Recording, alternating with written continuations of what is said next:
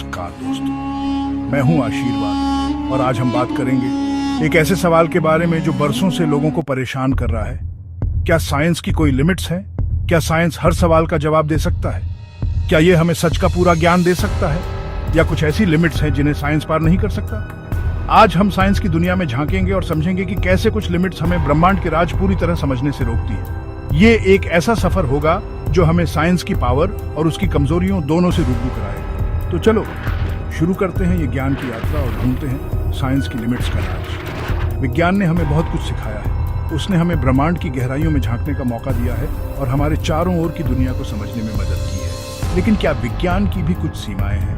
क्या कुछ ऐसे सवाल हैं जिनका जवाब विज्ञान नहीं दे सकता? आज हम इन सवालों का जवाब ढूंढने की कोशिश करेंगे। हम जानेंगे कि कैसे वैज्ञानिक अपने शोध में आगे बढ़ते हैं और किन चुनौतियों का सामना करते हैं। विज्ञान की सीमाओं को समझने के लिए हमें उसके इतिहास में झांकना होगा। हमें देखना होगा कि कैसे समय के साथ विज्ञान ने खुद को विकसित किया है और कैसे हर नई खोज ने हमें एक कदम आगे बढ़ाया है, लेकिन साथ ही नए सवाल भी खड़े किए। तो चलिए इस रोमांचक सफर की शुरुआत करते हैं और जानते हैं कि विज्ञान की सीमाएं क्या हैं और कैसे हम इन सीमाओं को पार कर सकते हैं। इस यात्रा में हम जानेंगे कि कैसे वैज्ञानिक सोचते हैं, कैसे वे समस्याओं का समाधान ढूंढते हैं और कैसे वे अपने शोध को आगे बढ़ाते हैं। तो दोस्तों, तैयार हो जाइए इस ज्ञानवर्धक यात्रा के लिए, जहां हम विज्ञान की सीमाओं को समझेंगे और जानेंगे कि कैसे हम इन सीमाओं को पार कर सकते हैं। चलिए शुरू करते हैं। दोस्तों, साइंस की नींव है ऑब्जर्वेशन। ऑब्जर्वेशन के बिना विज्ञान की कोई भी शाखा आगे नहीं बढ़ सकती। यह वह आधार है जिस पर सभी वैज्ञानिक खोजें और सिद्धांत खड़े होते हैं। जो दिखता है, जिसे छू सकते हैं, जिसे माप सकते हैं, वही साइंस पढ़ता है। यह वह प्रक्रिया है जिसमें हम अपने इंद्रियों का उपयोग करके जानकारी इकट्ठा करते हैं और उसे समझने की कोशिश करते हैं। लेकिन उन चीजों का क्या जो हमें दिखाई नहीं देती? क्या वे चीजें भी साइंस के दायरे में आती हैं? यह एक बड़ा सवाल है जो वैज्ञानिकों को हमेशा से परेशान करता रहा है। छोटे छोटे कणों से लेकर विशाल ब्रह्मांड तक बहुत सी चीजें हैं जो हमारी समझ के बाहर हैं। ये चीजें इतनी सूक्ष्म या इतनी विशाल हैं कि हमारी सामान्य इंद्रियों से परे हैं। क्या हम सिर्फ इसलिए उनका होना मानने से इनकार कर सकते हैं क्योंकि हम उन्हें देख नहीं सकते? यह एक दार्शनिक प्रश्न है जो विज्ञान की सीमाओं को चुनौती देता है। यह पहली लिमिट है जो साइंस की ताकत को डिफाइन करती है। विज्ञान की यह सीमा हमें यह सोचने पर मजबूर करती है कि क्या हम वास्तव में सब कुछ जान सकते हैं। जैसे एक पेंटर अपने कैनवस पर ही रंग भर सकता है, वैसे ही साइंस भी अपने ऑब्जर्वेशन के दायरे में ही रहता है। एक चित्रकार की तरह विज्ञान भी अपने सीमित कैनवास पर ही काम कर सकता है। ये एक ऐसी दीवार है जिसे पार करना साइंस के लिए हमेशा मुश्किल रहा है। यह दीवार हमें यह याद दिलाती है कि हमारी समझ और ज्ञान की भी सीमाएं हैं और हमें हमेशा नए तरीकों की खोज करनी होगी ताकि हम इन सीमाओं को पार कर सकें।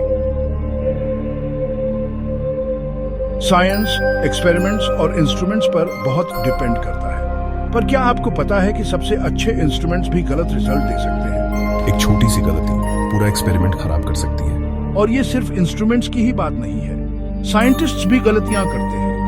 वो डेटा को गलत समझ सकते हैं, गलत नतीजे निकाल सकते हैं या अपनी सोच से प्रभावित हो सकते हैं। ये दूसरी लिमिट है जो साइंस को सच तक पहुंचने से रोकती है। ये हमें याद दिलाता है कि साइंस भी इंसानी गलतियों से बचा नहीं है। दोस्तों, साइंस को अक्सर लॉजिक और निष्पक्षता का सिंबल माना जाता है, लेकिन साइंटिस्ट भी इंसान हैं और वो भी पक्षपाती हो सकते हैं। उनकी परवरिश, उनका समाज, उनके एक्सपीरियंसेस, ये सब उनके नजरिए को बदलते हैं। कभी कभी अनजाने में ही ये पक्षपात उनके रिसर्च को बिगाड़ सकते हैं। वो ऐसे सवाल पूछ सकते हैं जिनके जवाब पहले से पता हो या फिर ऐसे डेटा को इग्नोर कर सकते हैं जो उनके थ्योरीज से मैच न करे।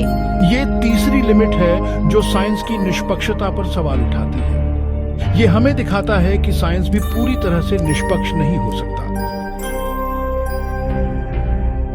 चौथी लिमिट, नैतिकता का अभाव।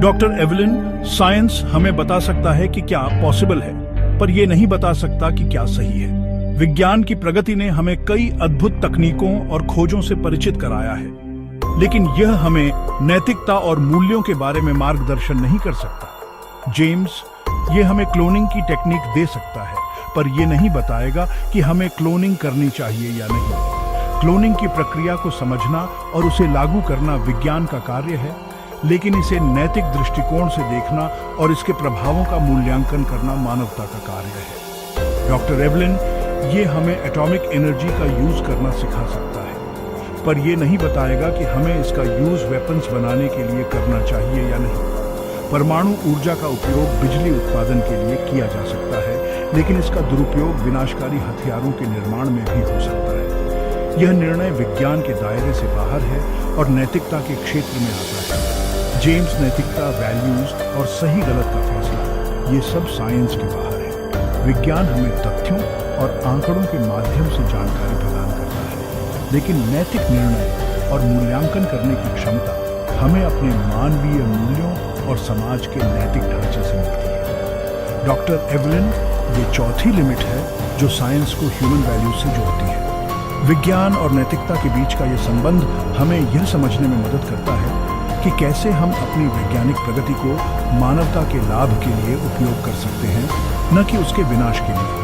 जेम्स, ये एक ब्रिज है जो साइंस और फिलोसफी के बीच होना चाहिए। विज्ञान और दर्शन के बीच का यह पुल हमें यह समझने में मदद करता है कि कैसे हम अपनी वैज्ञानिक खोजों को नैतिक और दार्शनिक दृष्टिकोण से देख सकते हैं और उन्हें समाज के व्यापक हित में उपयोग कर सकते हैं।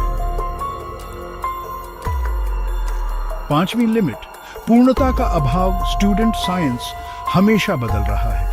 जो थ्योरीज आज सही लगती हैं वो कल गलत हो सकती हैं।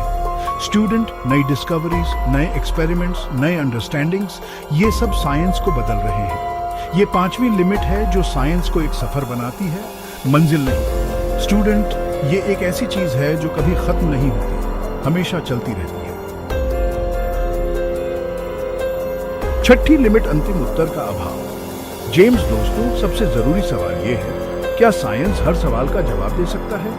डॉक्टर एवलिन, क्या ये हमें जिंदगी के राज, ब्रह्मांड की शुरुआत और चेतना के बारे में बता सकता है?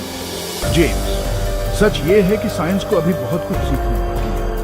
डॉक्टर एवलिन, ये एक ऐसा सफर है जिसका कोई अंत नहीं। डॉक्टर एवलिन, ये छठी लिमिट है जो साइंस को एक विनम्र खोज बनाती है, घमंडी दामन। डॉक्टर एवलिन, ये मानना है कि हम अभी बहुत कुछ नहीं जानते। तो दोस्तों, आज हमने देखा कि साइंस अपनी सारी अचीवमेंट्स के बाद भी कुछ लिमिट्स से बंधा है। ये हमें बहुत कुछ सिखा सकता है, पर सब कुछ नहीं। ये हमें ब्रह्मांड के कई राज बता सकता है, पर हमें पूरा सच नहीं दे सकता। पर क्या इन लिमिट्स का मतलब है कि साइंस बेकार है? बिल्कुल नहीं। साइंस की असली खूबी इसकी लिमिट्स को समझने और उनसे आगे बढ़ने में। ये एक ऐसा सफर है जो हमें सोचने, समझने और खोजने के लिए प्रेरित करता है। तो चलो, हम सब मिलकर इस सफर का हिस्सा बने और साइंस की मदद से दुनिया को बेहतर बनाने की कोशिश करें।